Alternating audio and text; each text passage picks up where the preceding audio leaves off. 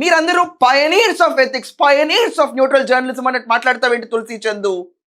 ఇలా మాట్లాడుతున్నావేంటి కొత్తగా? నువ్వు నీ దారిని నువ్వు వెళ్తున్నావు, ఎవరు పట్టించుకోరు నిన్ను, నో ప్రాబ్లం ఎట్ ఆల్. ఏంటి నాకు ఇంకొక విషయం అర్థం కాదు.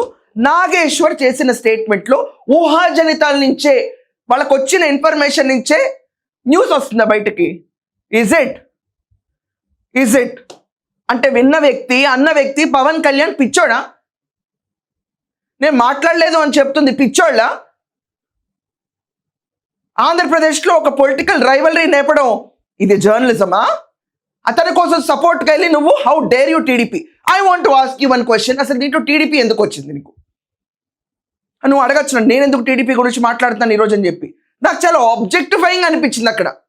నేను ఈ రోజు దాకా చంద్రబాబు నాయుడు కానీ లోకేష్ కానీ భజన చేస్తున్న వీడియోస్ ఎప్పుడు పెట్టలేదే.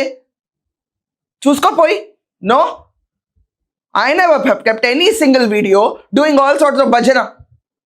నాకు నచ్చింది నేను చేస్తున్నాను, అలాగే నీకు నచ్చింది నువ్వు చేయొచ్చు. కానీ ఇక్కడ పవన్ కళ్యాణ్ గారు కూడా కేసు పెట్టద్దంటే, వాళ్ళు ఉన్న కార్యకర్తలు ఒక అతను కేసు పెడితే దాన్ని చంద్రబాబు నాయుడిని, పవన్ కళ్యాణ్ని, లోకేష్ని తిడుతుంటే